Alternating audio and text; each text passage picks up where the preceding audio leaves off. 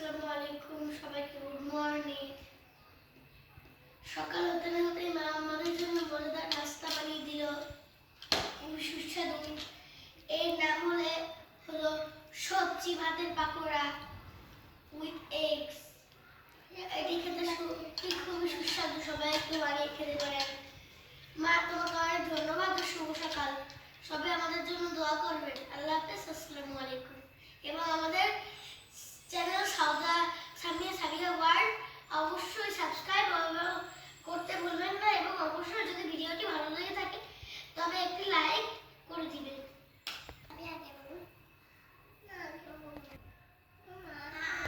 আসসালামু আলাইকুম, good morning.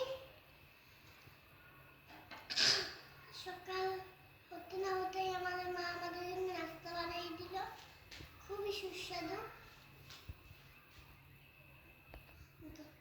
সবাই